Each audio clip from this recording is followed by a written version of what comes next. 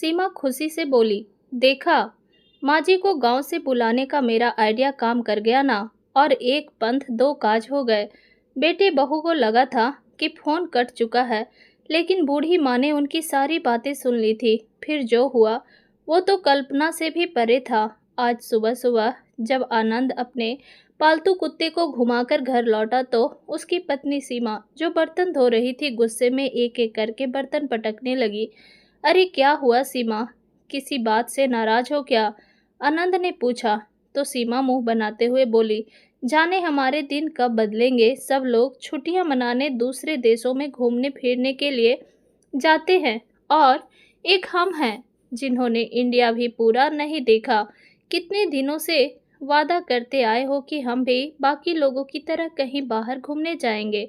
हमारे बच्चे रोहन और नेहा भी कितनी बार कह चुके हैं, लेकिन आप हैं जो टस से मस नहीं होते। सीमा बोलती जा रही थी, लेकिन आनंद को अपनी पत्नी की बातों का कोई फर्क नहीं पड़ रहा था।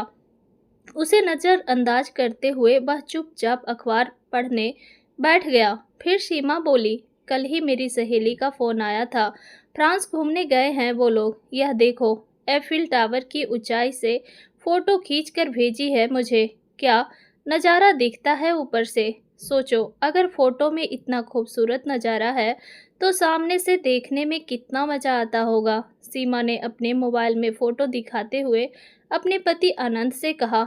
तो आनंद बोला, अरे सीमा, इन हाई सोसाइटी लोगों का क्या ही कहना। उनकी जो इच्छा होती है उस पर लाखों खर्च कर देते हैं। उनसे हमारा क्या मुकाबला। ऐसी सहेलियों से तो दूरी बनाना ही बेहतर है, जो अपनी फोटो दिखा दिखा कर दूसरों के घरों में आग लगाती फिरे। आनंद ने कहा तो सीमा अपनी बड़ी बड़ी आंखें दिखाती हुई बोली, अरे मैं कहाँ पेरिस जाने को कह रही हूँ। कम से कम इंडिया तो घूम ही सकते हैं ना हम लोग। लेकिन तुम्हें मेरे कहने का फर्क कहाँ पड़ता है। मैं जो मर्जी बोलती रहूं, आपको तो इम्तिनान से अपनी अखबार पढ़ने से मतलब है। इस मुई अखबार से फुर्सत मिले तो ही कुछ सोचोगे ना। सीमा ने गुस्से में कहा तो आनंद बोला, अरे तुम मेरे अखबार के साथ सौतन सा व्यवहार क्यों करती हो। बच्चों की गर्मियों की छुट्टियां तो आ जाने दो, सोचेंगे इस बारे में भी। ऐसा कहकर आनंद ने बात को टाल दिया। कुछ दिन शांति से बीते। फिर कुछ ऐसा हुआ जिसकी किसी ने कल्पना भी नहीं की थी। एक दिन आनंद जब ऑफिस से घर लौटा तो उसके चेहरे की हवाइयां उड़ गई थी। निराशा और उदासी उसके चेहरे से साफ झलक रही थी। उसे देखकर सीमा परेशान हो गई और बोली, अरे क्या हुआ, आप ठीक तो हैं? ऑफिस में कुछ हुआ है क्या? अरे बताते क्यों नहीं, मेरी जान निकली जा रही है। तो आनंद बोला, बताने को अब कुछ बचा ही कहाँ है, तुम खुद ही देख लो। ऐसा कहते हुए आनंद ने अपनी जेब से एक लिफाफा निकाला। बच्चों ने प्रश्नवाचक निगाहों के साथ लिफाफा खोलकर देखा। उनका मुंह खुला का खुला रह गया। फिर सीमा बेचैनी से बोली, अरे कुछ तो बताओ, हुआ क्या है? किसी ने कुछ नहीं बोला। तो सीमा ने वह लेटर लिया और पढ़ने लगी तो आश्चर्यचकित रह गई। चेहरे पर खुशी की लहर दौड़ गई। अविश्वसनीय भाव भंगिमा से उसने आनंद की ओर देखा और बोल उठी, क्या सच में आपका प्रमोशन हो गया है? तो आनंद मुस्कुराते हुए बोला, श्रीमती जी, बस प्रमोशन ही नहीं, कंपनी की तरफ से 5 लाख का बोनस और फॉरेन घूमने के लिए फैमिली टूर पैकेज मिला है। यह सुनकर सीमा को अपने कानों पर यकीन नहीं हुआ। फिर आनंद ने कहा, तो मैडम कैसा लगा हमारा सरप्राइज? चाहे देर से ही सही, लेकिन आपकी ख्वाहिश तो पूरी कर ही देगा आपका निठल्ला पति। अरे तो पहले क्यों नहीं बताया आपने, तो मेरी जान ही निकाल दी थी। सीमा ने मुस्कुराते हुए कहा। तो दोनों बच्चे बोल उठे, यू आर वर्ल्ड वेस्ट पापा, हम अभी अपने दोस्तों को बताकर आते हैं। कहते हुए दोनों बच्चे दौड़ते हुए घर से बाहर निकल गए। फिर सीमा ने उत्साहित होते हुए पूछा, अच्छा यह तो बताइए कि हमें जाना कब है? बस अगले हफ्ते की फ्लाइट है, इसका मतलब तैयारी के लिए सिर्फ 7 दिन है हमारे पास। सोचते हुए सीमा रसोई घर में खाना बनाने चली गई। रात के डिनर के समय भी विदेश घूमने की ही बात चल रही थी। तभी आनंद बोला, मैं कल बैंक से पैसे निकलवा कर ले आऊँगा। तुम लोग अपने सामान की लिस्ट तैयार कर लो, जिससे जो कुछ भी खरीदना है कल ही खरीद कर ले आएंगे। आनंद के इतना कहने की देर थी कि दोनों बच्चे अपनी अपनी फरमाइश बताने लगे और हमेशा की तरह दोनों बच्चों को बोलते देख उनका कुत्ता शेरू भी भौंकने लगा। उसी समय आनंद और सीमा का ध्यान उनके कुत्ते की ओर गया और दोनों एक दूसरे की ओर हैरानी से देखने लगे। फिर आनंद बोला, सीमा, हम विदेश जाएंगे तो शेरू को कहाँ छोड़ेंगे? फिर सीमा भी सोच में पड़ गई और बोली, इस बात का तो मुझे भी ख्याल नहीं आया। सब लोग सोच विचार में पड़ गए कि आखिर क्या किया जाए। तभी बच्चे बोल उठे, मम्मी, शेरू को नानी के घर छोड़ देते हैं। इससे पहले कि सीमा कुछ कहती, बच्चों ने तुरंत नानी को फोन लगाकर अपनी मम्मी को थमा दिया। कैसी हो माँ? सीमा ने पूछा तो दूसरी ओर से उसकी माँ की आवाज़ आई, मैं ठीक हूँ बेटी, तुम सब कैसे हो? हाँ माँ, हम सब ठीक हैं। दरअसल हम लोग विदेश घूमने जा रहे थे, लेकिन समझ नहीं आती कि शेरू को कहाँ छोड़े। अगर आप कुछ दिनों के लिए उसे रख लेती तो। सीमा की बात सुनकर उसकी माँ बोली, बेटी वह क्या है ना, कुछ दिनों के लिए तेरी भाभी मायके गई है और मेरे घुटनों में भी दर्द रहता है, इसलिए मुझसे तो यह काम नहीं हो पाएगा। फिर कुछ सोचकर उसकी माँ ने कहा, अरे हाँ, याद आया, जब भी हमारे पड़ोसी विदेश जाते हैं तो अपने कुत्ते को डॉग केयर सेंटर पर छोड़ देते हैं। तुम लोग पता करो ना। ठीक है माँ, कोई बात नहीं। ऐसा कहकर सीमा ने बूझे मन से फोन रख दिया। अगले दिन आनंद ने आसपास के डॉग केयर सेंटर पर जाकर पता किया, लेकिन निराश होकर घर लौटा। अरे आनंद, शेरू को कहीं छोड़ने का इंतजाम हुआ या नहीं? सीमा ने पूछा तो आनंद बोला, नहीं सीमा, डॉग केयर सेंटर में तो कम से कम 2000 एक दिन के लेंगे। अरे बाप रे, इतने पैसे? सीमा ने हैरानी से पूछा तो आनंद बोला, और नहीं तो क्या, ऊपर से हम इतने दिनों के लिए बाहर जाएंगे तो घर की सिक्योरिटी के लिए भी कोई गार्ड चाहिए होगा, वह भी कम से कम एक दिन के 1000 लेगा, और एक महीने के हिसाब से तो बहुत खर्चा पड़ जाएगा। यह बात सुनकर सीमा और दोनों बच्चे भी परेशान हो गए। फिर आनंद बोला, अगर कोई इंतजाम ना हुआ तो हमें विदेश जाने का प्रोग्राम कैंसिल करना पड़ेगा। यह सुनते ही उनका बेटा रोहन बोला, मुझे पता था पापा ऐसा ही करेंगे, मैं आपसे कभी बात नहीं करूंगा। ऐसा कहकर नाराज होकर वह अपने कमरे में चला गया। फिर सीमा बोली, क्यों ना गांव से आपकी माँ को बुला लिया जाए। तभी आनंद बोला, यह तुम कैसी बातें कर रही हो? माँ यहाँ आकर कैसे रह सकती है, वह भी अकेली? तो सीमा ने कहा, अरे आनंद, एक बार सोचो तो सही, आपकी माँ यहाँ आ जाएगी तो ना तो घर की सिक्योरिटी के लिए गार्ड की ज़रूरत पड़ेगी और ना ही शेरू की देखभाल के लिए हमें कोई एक्स्ट्रा खर्चा करना पड़ेगा।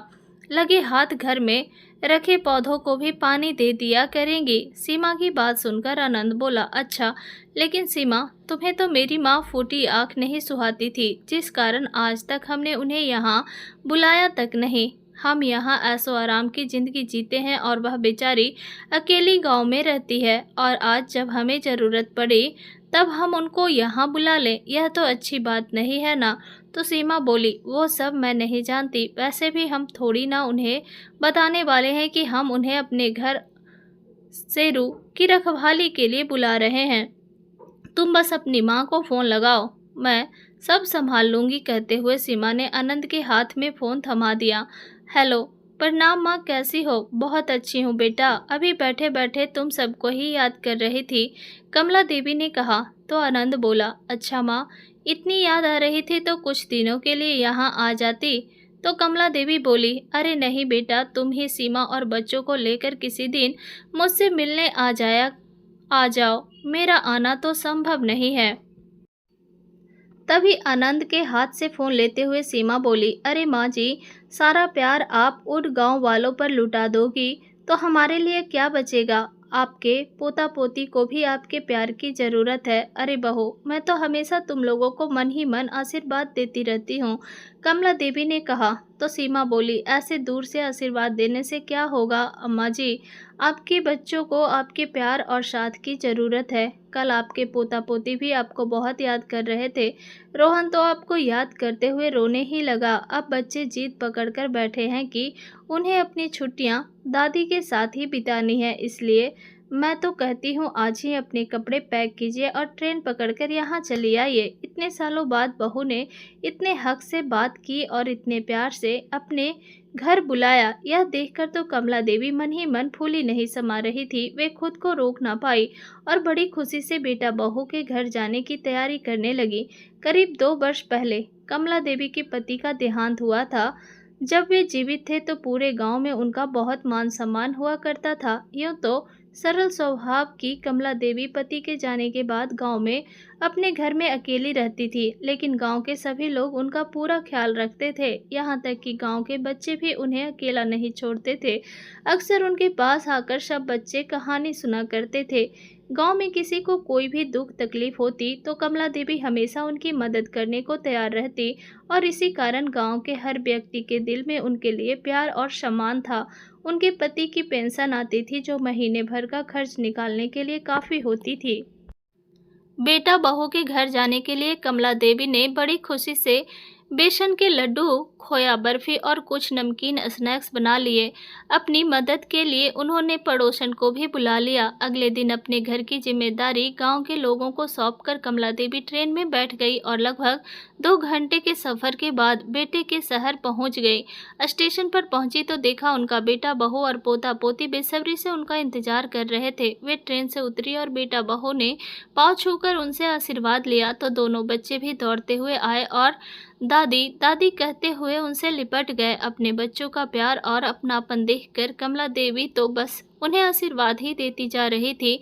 सब लोग गाड़ी से घर पहुंचे और घर का दरवाजा खोला तो अपने सामने किसी अनजान व्यक्ति को देखकर शेरू उन पर भौंकने लगा, लेकिन कमला देवी ने उसे बड़े प्यार से सहलाया तो वह बिल्कुल शांत हो गया। यह देखकर सीमा तो ऐसे खुश हो गई जैसे उसे कोई खजाना मिल गया हो। आखिर उनके जाने के बाद शेरू को कमला देवी को ही तो संभालना था। गांव में सरल और सादगीपूर्ण जीवन जीने वाली कमला देवी बेटा बहू के घर तरह तरह की सुख सुविधाएं देखकर हैरान थी। आनंद उनका हर तरीके से ख्याल रख रहा था तो वहीं दोनों बच्चे ने भी अपनी दादी का खूब मन लगाकर रखा। 3-4 दिन ऐसे ही चला। फिर एक दिन सीमा कमला देवी को घर का सारा काम समझाने लगी। शेरू को खाने में क्या पसंद है, उसका खाना कहाँ रखा है, घर का राशन सामान कहाँ है, वगैरह वगैरह। और हाँ माँ जी, सुबह शाम शेरू को पार्क में सैर करवाने भी ले जाना। आपकी सेहत भी ठीक रहेगी और शेरू भी घर में गंदगी नहीं फैलाएगा। उसकी बातें सुनते हुए कमला देवी कभी काम समझने लगती तो कभी प्रश्नवाचक निगाह से सीमा की ओर देखने लगती। फिर थोड़ी देर बाद बोली, अच्छा किया बहू जो मुझे सब कुछ बता दिया। अब तुम देखना, मैं तुम लोगों को स्वादिष्ट पकवान बनाकर खिलाऊंगी। अरे हाँ, मैं तो भूल ही गई, मैं गांव से तुम लोगों के लिए अपने हाथों से लड्डू और बर्फी भी बनाकर लाई हूँ, अभी लेकर आती हूँ, बच्चों को बहुत पसंद आएगी। कहते हुए वे अपने बैग में से सामान निकाल कर ले आई और खुशी से रोहन और नेहा को खिलाने लगी। तभी उन्होंने देखा कि वहाँ कुछ अटैची और बैग रखे थे। देखते ही उन्होंने हैरानी से पूछा, यह क्या बहू, कहीं जा रहे हो क्या? तभी सीमा हड़बड़ाते हुए बोली, माँ जी वो क्या है ना कि आपके बेटे को ऑफिस के काम से विदेश जाना है, तो बच्चों ने भी जिद पकड़ ली कि वे भी विदेश घूमने जाना चाहते हैं, इसलिए हम भी उनके साथ ही जा रहे हैं, तो कुछ दिन आप घर का ख्याल रखिएगा। लेकिन कमला देवी यह सुनकर और भी अचंभित हो गई तो आनंद बोला, वो क्या है ना माँ, अचानक ही प्रोग्राम बन गया, हमें कल सुबह ही निकलना है, तो आप सब कुछ संभाल लेना, हम 10-12 दिनों में ही वापस आ जाएंगे। ऐसा कहकर सब लोग अपनी अपनी तैयारी में लग गए और अगली सुबह कमला देवी को शेरू के साथ छोड़कर वे सब लोग एयरपोर्ट के लिए निकल गए। यह देखकर कमला देवी को अच्छा तो नहीं लगा, लेकिन कुछ ही दिनों की बात है, यह सोचकर उन्होंने अपने मन को समझा लिया। सुबह नहा धोकर उन्होंने शेरू को भी बड़े प्यार से नहलाया। सीमा के बताए अनुसार उन्होंने शेरू का खाना उसके बर्तन में डाल दिया और फिर अपने खाने की थाली में भी वही लेकर बैठ गई। लेकिन शेरू खाना खाने को तैयार ही नहीं था, शायद सभी लोगों के चले जाने के कारण उदास हो गया था। तो कमला देवी ने उसे प्यार से सहलाया और अपनी थाली में से एक रोटी का टुकड़ा उसके मुंह में डाला, तो शेरू भी अपनी उदासी भूलकर खुशी से उनके साथ खाना खाने लगा। अब तो हर बार कमला देवी उसे अपनी थाली से ही खाना खिला देती और वह बड़े शौक से उनके साथ बैठकर खाना खाता। कमला देवी का किसी से बात करने का दिल करता तो शेरू से ही हंस बोल लेती। धीरे धीरे उन दोनों की अच्छी दोस्ती हो गई। वे हर रोज सुबह शाम शेरू को पार्क घुमाने ले जाती, तो वहीं आस पड़ोस वालों से भी उनकी जान पहचान होने लगी। बच्चों के साथ हंसना बोलना उन्हें बहुत पसंद था। पड़ोस के सभी बच्चे उन्हें दादी दादी कहकर पुकारते तो उन्हें भी अच्छा लगता। अक्सर बच्चे उनके घर पर आ जाते तो कभी लूडो कैरम खेलते तो कभी दादी से कहानी सुनने लगते। कभी कमला देवी काम में व्यस्त होती तो बच्चे शेरू के साथ खेलने लगते। कमला देवी जो मिठाई अपने पोता पोती के लिए लेकर आई थी वही उन बच्चों को देती तो सभी बड़े चाव से खाते। इन सब बातों में दिन कब निकल जाता उन्हें पता ही न लगता था। एक रात जब वे बिस्तर पर सोने गईं तो उन्हें किसी बच्चे के रोने की आवाज़ सुनाई दी। काफ़ी देर हो गई थी लेकिन वह बच्चा रोए जा रहा था। वे बाहर निकली तो देखा कि बच्चे के मम्मी पापा घर के आंगन में उसे लेकर घूम रहे थे और बहला फुसला कर चुप कराने की कोशिश कर रहे थे, लेकिन बच्चा किसी भी प्रकार से शांत नहीं हो रहा था। वे दोनों बहुत परेशान हो गए। देखिए ना अम्मा जी, न जाने क्या हुआ है, बस रोए जा रहा है, बच्चे की माँ ने कमला देवी से कहा तो कमला देवी उसे तुरंत अंदर ले आई और उनकी नाभि और पेट पर हींग लगाने लगी। थोड़ी ही देर में बच्चा बिल्कुल चुप हो गया और कमला देवी उसके साथ उसकी भाषा में बोलने लगी तो वह खिलखिलाने लगा। बच्चे की मम्मी पापा यह देखकर हैरान रह गए।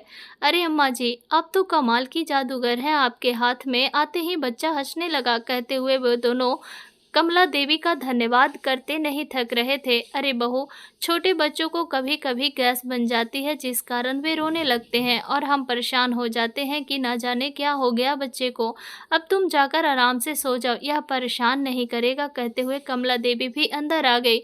सोचने लगी, बेटा बहू को गए बहुत दिन बीत चुके हैं लेकिन अभी तक ना तो वे लोग आए हैं ना ही उन्होंने फ़ोन करके कुछ बताया कि वे कैसे हैं और कब आने वाले हैं।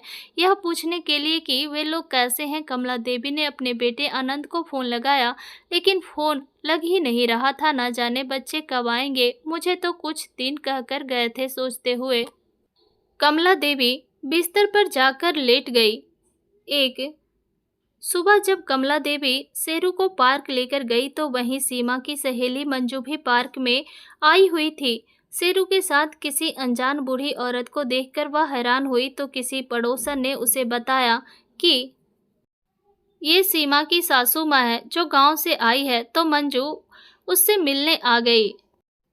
प्रणाम आंटी जी, मैं सीमा की सहेली हूँ, यहीं पास में रहती हूँ, मंजू ने कहा। तो कमला देवी ने मुस्कुराते हुए उसे आशीर्वाद दिया। मंजू बोली, यह आपने बहुत अच्छा किया आंटी जी जो यहाँ आ गई, नहीं तो मेरी सहेली सीमा का विदेश घूमने का सपना तो सपना ही रह जाता। तो कमला देवी हैरानी से बोली, मैं कुछ समझी नहीं बेटा।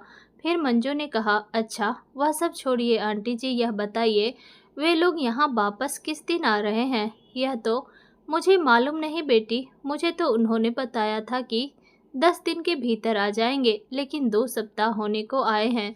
तो मंजू ने कहा, नहीं आंटी जी, मुझे तो सीमा ने यही बताया था कि कम से कम 1 महीना तो लग ही जाएगा। तो कमला देवी हैरानी से बोली, 1 महीना? लेकिन मुझे तो उन्होंने कहा था कि जल्द आ जाएंगे। नहीं आंटी जी, आपको कोई गलतफहमी हुई है। अच्छा, मैं चलती हूँ। इतना कहकर मंजू तो वहाँ से चली गई, लेकिन कमला देवी सोच विचार में पड़ गई। शेरू को लेकर वह घर वापस लौटने लगी, तभी देखा कि मोहल्ले में शोर शराबा हो रहा था। वे जल्दी से वहां गई और कारण पूछने पर पता चला कि उसी मोहल्ले में रहने वाले रामदीन के घर में चोरी हो गई है। अगले हफ्ते उनकी बेटी की शादी थी और सारे गहने चोर चुरा कर ले गए। यह सुनकर कमला देवी को बहुत दुख हुआ। परिवार के लोग बेचारे कितने परेशान होंगे, इसी सोच में डूबी कमला देवी शेरू को लेकर अपने घर वापस आ गई। घर पहुंची तभी फोन की घंटी बजी। कमला देवी ने फोन उठाया तो उनके बेटे आनंद की आवाज़ थी। प्रणाम माँ, सब कुछ ठीक तो है ना वहाँ? शेरू ने ज़्यादा तंग तो नहीं किया? तो कमला देवी बोली, हाँ बेटा, वैसे तो सब कुछ ठीक है, हम दोनों एक दूसरे का खूब अच्छे से ध्यान रख रहे हैं। शेरू तो दिन भर पूरे घर में उछलता कूदता रहता है, लेकिन तुमने बहुत दिन लगा दिए वापस आने में। तो आनंद ने कहा, हाँ माँ, ऑफिस का काम कुछ ज़्यादा ही था, इसलिए कुछ दिन और लग जाएंगे, आप वहाँ संभाल लेना। कहते हुए आनंद ने फ़ोन रख दिया। तो पीछे से सीमा ने कहा, क्या कहा तुम्हारी माँ ने? सब ठीक तो है ना? हाँ सीमा, सब ठीक है। तुम्हारा घर भी सही सलामत है और शेरू भी, आनंद ने कहा। तो सीमा खुशी से बोली, देखा, माँ जी को गांव से बुलाने का मेरा आइडिया काम कर गया ना, और एक पंथ दो काज हो गए। शेरू को भी केयर टेकर मिल गया और हमारे मकान की रखवाली भी हो गई। अब हम निश्चिंत होकर कुछ दिन और यहाँ आराम से घूम सकते हैं। हाँ सीमा, आइडिया तो तुमने बिल्कुल सही दिया था, नहीं तो घर की सिक्योरिटी का खर्चा और शेरू को डॉग केयर सेंटर में रखने का खर्चा कुल मिलाकर 1 लाख रुपया हो जाता, आनंद ने कहा। फिर सीमा बोले, अब मेरी एक बात और मान लो, अपनी माँ से कहो कि बाबूजी की बीमा की रकम हमारे हाथ में रख दे। वैसे भी उन्हें उन पैसों का करना ही क्या है, हर महीने बाबूजी की पेंशन आती तो है, इससे ज़्यादा पैसे वह क्या करेंगी। अरे सीमा, तुमने तो मेरे मुंह की बात छीन ली, मैं भी इसी बारे में सोच रहा था, आनंद बोला। लेकिन सीमा ने पूछा, आनंद तुम्हारी माँ पैसे तो दे देगी ना। तो आनंद बोला, अरे देगी क्यों नहीं, मैं कह दूंगा कि मुझे ज़रूरत है, और फिर मेरे प्रमोशन की बात हमने उन्हें बताई ही कहा है। उन्हें तो बस इतना ही पता है कि हम ऑफिस के काम से विदेश आए हैं, घूमने फिरने नहीं। आनंद को लग रहा था कि उसने फ़ोन कट कर दिया है, जबकि फ़ोन अब भी चल रहा था और आनंद सीमा की सारी बातें कमला देवी सुन रही थी। बेटे और बहू के विचार जानकर उनके पैरों तले से जमीन खिसक गई। वह यकीन नहीं कर पा रही थी कि उनकी अपनी औलाद भी इतना नीचे गिर सकती है, केवल अपने स्वार्थ के लिए। फिर खुद से ही बोल उठी, इस कलयुग में लालच और स्वार्थ माँ की ममता और प्रेम पर भारी पड़ने लगा है, लेकिन मेरा आनंद तो कभी ऐसा नहीं था।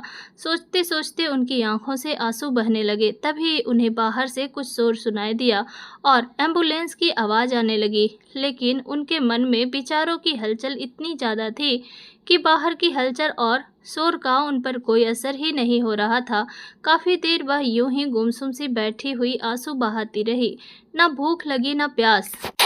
आनंद के बचपन से लेकर आज तक की सारी यादें उनके दिमाग में घूमती जा रही थी। फिर अचानक उनका ध्यान शेरू की ओर गया, जो भूख के कारण पूंछ हिलाता हुआ उनके इर्द गिर्द घूम रहा था। जल्दी से कमला देवी ने अपने आंसू पोंछे और शेरू के लिए खाना ले आई। लेकिन शेरू हमेशा कमला देवी के खाने के बाद ही खाना खाता था, इसलिए न चाहते हुए भी कमला देवी को भोजन के 2 निवाले खाने पड़े। शाम के समय जब कमला देवी बाहर निकली तो पता चला कि रामदीन, जिनके घर में चोरी हुई थी, उसने आत्महत्या करने की कोशिश की। यह सुनकर कमला देवी की हैरानी का ठिकाना न रहा। अगले दिन जब रामदीन अस्पताल से घर वापस लौटे तो कमला देवी उससे मिलने गई और समझाने लगी, देखो भाई, जीवन में उतार चढ़ाव तो आते ही रहते हैं, लेकिन इसका मतलब यह नहीं कि इंसान अपनी जिंदगी खत्म करने के बारे में सोचे। तो रामदीन बोला, नहीं बहन जी, आप नहीं जानती कि मैं किन दुखों से गुजर रहा हूँ।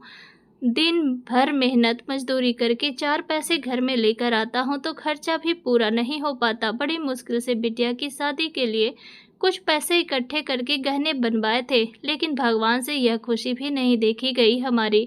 अब कैसे होगी बेटी की शादी, क्या करूं समझ नहीं आता। कहते हुए रामदीन फूट फूट कर रो पड़ा।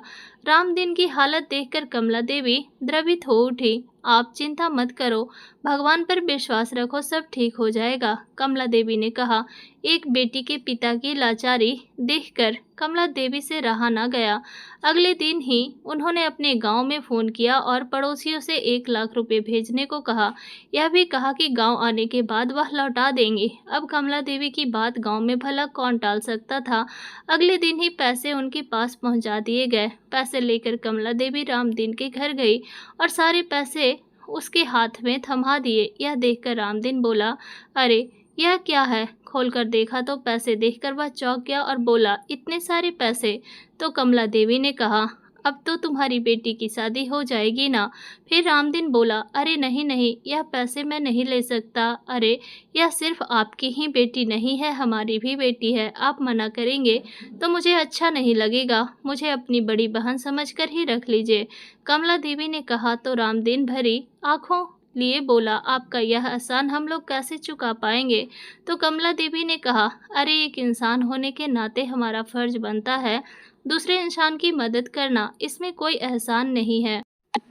आस पड़ोस के सभी लोगों ने कमला देवी के इस कदम की खूब तारीफ की। उनकी देखा देखी बाकी के पड़ोस वाले भी राम दीन की मदद के लिए आगे आ गए और विवाह खूब अच्छे से संपन्न हुआ। अभी कमला देवी घर आकर बैठी ही थी कि उनकी बहू सीमा का फोन आ गया। माँ जी, हम कल दोपहर तक पहुंच जाएंगे, खाना बनाकर रखिएगा और हाँ, घर की पूरी अच्छे से साफ सफाई करके रखना। मुझे घर बिल्कुल वैसा ही चाहिए जैसा मैं छोड़कर गई थी। ठीक है बहू, कमला देवी ने कहा और फोन रख दिया। अगली सुबह कमला जी कुछ ज़्यादा ही जल्दी उठ गई थी। आज उनके पति की बरसी थी, इसलिए मंदिर जाने के लिए वह सुबह सवेरे नहा धोकर तैयार हो गई। भगवान को भोग लगाने के लिए रसोई घर में जाकर हलवा पूरी बनाने लगी और कुछ खाना उन्होंने गरीबों को बांटने के लिए भी बनाया। शेरू को घर में ही छोड़कर वह मंदिर चली गई। मंदिर जाकर भगवान को माथा टेक कर भोग लगाया और पति की आत्मा की शांति के लिए प्रार्थना की। मंदिर के बाहर आई तो सभी गरीब लोगों को भोजन बांटने लगी। तभी उनकी नज़र वहीं बैठी एक वृद्ध महिला पर पड़ी। जैसे ही वह खाना देने के लिए उसके पास जाने लगी तो उनकी नज़र उस महिला के हाथ पर पड़ी जिस पर लिखा था संतोष देवी। देखते ही कमला जी का कलेजा धक से रह गया। संतोष, तुम मेरी सहेली संतोष ही हो ना? कहते हुए उन्होंने पल्लू हटाया तो आंसुओं से भरी आंखें लिए संतोष जी उनसे नजरें नहीं मिला पा रही थी। यह सब कैसे हो गया संतोष? तुम तो अपने बेटों के साथ बहुत खुश थी, गांव छोड़कर उनके साथ शहर में आई थी और बहुत आराम से रह रही थी। तो संतोष जी रोते हुए बोली, क्या बताऊं कमला, दोनों बेटों की बड़ी शहर में अच्छी नौकरी लग गई थी तो हम स्वयं को धन्य समझने लगे थे। फिर दोनों बेटे और बहुएं हमें अपने साथ यहीं लेकर आ गए। हम लोग भी उनके साथ सुखी पूर्वक जीवन बिता रहे थे। 3 महीने बड़े बेटे के घर पर रहते थे और 3 महीने छोटे बेटे के घर। कुछ ही महीने पहले पति का देहांत हो गया तो बेटों ने गांव वाला मकान बेचने की जीत पकड़ ली। सब गांव वालों ने कितना रोका था मुझे कि अपने जीते जी अपने हाथ काटकर बच्चों को मत दो, लेकिन मैं ही नहीं मानी। सोचा था कि जब बुढ़ापा बच्चों के साथ ही गुजारना है तो बच्चों की बात मानने में क्या हर्ज है। लेकिन अपना हिस्सा लेने के बाद बड़ा बेटा तो अपनी बीवी बच्चों के साथ विदेश चला गया और छोटे बेटे बहू ने भी मेरी जिम्मेदारी लेने से इनकार कर दिया। मेरे एक गलत फैसले का नतीजा यह हुआ कि इस उम्र में मैं दर दर की ठोकरें खाने को मजबूर हो गई हूँ। दो बेटों के होते हुए भी मेरा अपना कोई नहीं है। सोच रही हूँ कि किसी वृद्धा आश्रम में चली जाऊँ। कहते हुए संतोष जी फूट फूट कर रो पड़ी। कमला जी ने उनके आंसू पोंछे और कहा, अरे वृद्धा आश्रम क्यों, तुम मेरे साथ चलो। कमला जी अपनी सहेली को घर लेकर आई। संतोष, मैं नाश्ता बनाती हूँ, तब तक तुम हाथ मुंह धोकर आ जाओ और ये लड्डू खाओ। मैंने अपने हाथों से बनाए हैं, बच्चों के लिए लेकर आई थी, लेकिन उनके पास तो समय ही नहीं था लड्डू खाने के लिए, विदेश जो जाना था। कहते हुए कमला जी की आंखें भर आई और वह नाश्ता बनाने रसोई घर में चली गई। बातचीत करते हुए दोनों सहेलियों ने नाश्ता किया। उसी समय दरवाजे की बेल बजी। कमला जी ने दरवाजा खोला तो सामने सीमा और आनंद खड़े थे, लेकिन अपने घर में किसी अजनबी को देखकर सीमा प्रश्नवाचक निगाहों से कमला जी की ओर देखने लगी। तो कमला जी बोली, बहू, यह मेरी सहेली है, बेचारी बहुत परेशान थी, दुखी थी, इसलिए इसे मैं अपने साथ। कमला जी अपनी बात पूरी कर पाती उससे पहले ही सीमा चिल्ला पड़ी, हाँ हाँ, हमने तो यहाँ धर्मशाला खोल रखी है ना, जो किसी को भी घर के अंदर लेकर आ गई। और वैसे कितने दिनों से चल रही है ये समाज सेवा। यह तुम क्या कह रही हो बहू? कमला जी हैरानी से बोली। तो आनंद ने कहा, माँ ठीक तो कह रही है सीमा, यह हमारा घर है, कोई वृद्धाश्रम नहीं। यह सुनकर कमला जी हक्की बक्की रह गई और फिर बोली, हाँ वैसे तो ठीक कहा तुमने, यह तुम्हारा घर है, मेरा नहीं, क्योंकि मुझे तो तुम लोगों ने इस घर में इसलिए बुलाया था ताकि मैं तुम्हारी अनुपस्थिति में इस घर की और शेरू की रखवाली कर सकूं। एक चौकीदार से ज़्यादा हैसियत कहाँ है मेरी? फिर मैं किस हक से अपनी सहेली को यहाँ लेकर आई? अब जब इस घर के मालिक घर में वापस लौट चुके हैं तो इस चौकीदार का क्या काम? तुम्हारे घर में शायद हम जैसे लोगों के लिए कोई जगह नहीं, लेकिन मेरे गांव में और गांव वालों के दिल में बहुत जगह है। शाम की ट्रेन से अपनी सहेली को लेकर अपने गांव वापस लौट जाऊंगी कहते हुए कमला जी की आंखों से अश्रुधारा बहने लगी तो रोहन और नेहा दादी को आकर लिपट गए और रोते हुए बोले, नहीं दादी, आप हमें छोड़कर नहीं जाएंगी। बच्चों की मासूमियत भरी बातें सुनकर कमला जी दोनों बच्चों को चूमते हुए बोली, अरे बेटा, मैंने तुम लोगों से मिल लिया, इतना ही बहुत है मेरे लिए। मेरा प्यार और आशीर्वाद हमेशा तुम्हारे साथ रहेगा। बस मेरी एक बात हमेशा याद रखना, जिंदगी के हर मोड़ पर माँ बाप ही होते हैं जो बिल्कुल निस्वार्थ भाव से अपने बच्चों का भला चाहते हैं, हर मुसीबत में अपने बच्चों का साथ देते हैं। बदले में वह अपनी औलाद से किसी चीज़ की उम्मीद नहीं करते। आंख मूंद कर वह अपने बच्चों पर विश्वास करते हैं। इसलिए तुम दोनों अपने मम्मी पापा के विश्वास को बिल्कुल मत तोड़ना, क्योंकि जब विश्वास टूटता है ना, तो माँ बाप को बहुत दुख होता है। कमला जी की बात सुनकर सीमा और आनंद को अपनी गलती का एहसास होने लगा। तभी कमला जी अपनी बहू सीमा से बोली, ध्यान से देख लो बहू, तुम्हारा घर बिल्कुल वैसा ही है जैसा तुम छोड़कर गई थी। फिर भी अगर इस कामवाली से कोई कमी रह गई हो तो माफ़ कर देना। नहीं माँ जी, यह आप कैसी बातें कर रही हैं?